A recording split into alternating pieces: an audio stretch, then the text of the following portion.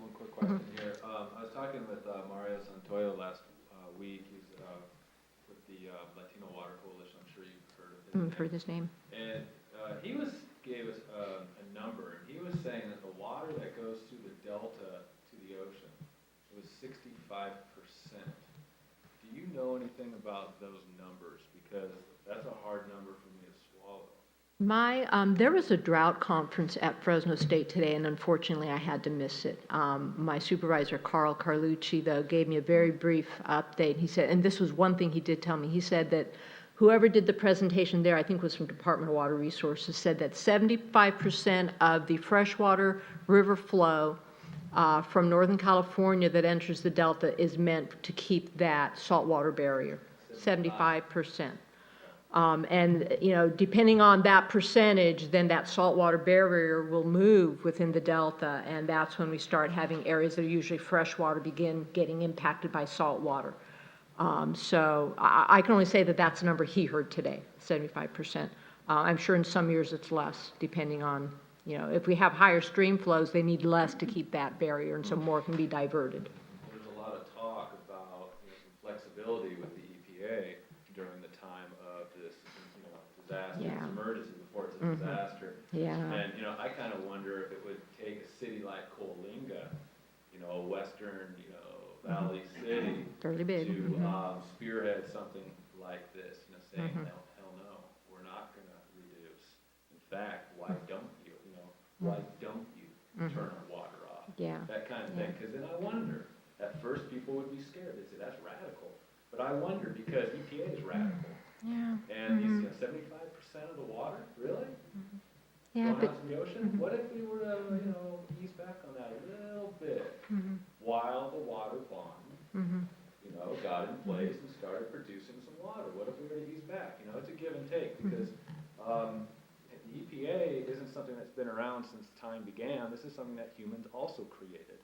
And so, I kind of wonder, I'd like to hear from citizens, if anyone's watching, if anybody watches on the internet later, let me know how you feel about this. Mario Santoyo, he told me, he said he wants me to come and he wants me to speak in Sacramento. And I said, you know what? I will. If you invite me, I will.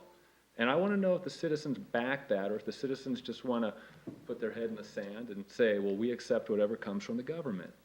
Or do we want to say, hey, guess what, government? We've had enough. We're sick and tired, and we're not going to take it anymore. Please get in touch with me. Let me know. And I would also like to add that, we're in a unique situation because we have prisons.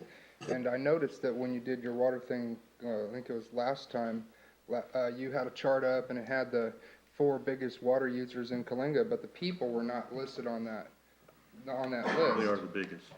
The people are? Yeah, Or the corporation? No, our residential customers are our biggest water customer. So those are just the top 10 water users, but it didn't include all the water customers. We have 3,500 water connections here in town.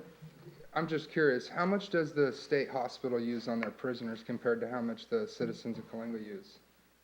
I couldn't tell you off the top of my head. Because I think we talked about this before, and it's like a sixth of our water. Well, That was the number that I heard, a sixth of our water going out there to the prison. And so when I was talking water, and when I talked to Harlan and Avenel about the water, he was talking about, hey, we got some leverage here because we got state people here that need water. And when I hear Ms. Keough here saying, hey, maybe we should call her bluff, 75% of the water is going to the sea because of a fish. And here we are in this water drought drama. When are the people going to stand up and say enough is enough? That's what I want to know. Like, hey, I'm on board with this guy right here. When is this going to be enough? And when is the water boards and the state boards going to come and say, hey, you know what? When are we going to stop doing this to our people? Because that's what I think. I think they are doing this to us. They want everyone to believe this is climate change. This is global problem. I believe that a lot of this is man-made problem. And a lot of farmers believe, a lot of people that feed us right here in the valley believe that this is a lot of it's a man-made issue. And so I'd just like to leave you with that. Okay. Thank you. Any more questions from the audience? Okay, thank you very much. Thank you. You're welcome. You're welcome. Thank you for coming. You're welcome. Okay, moving right along.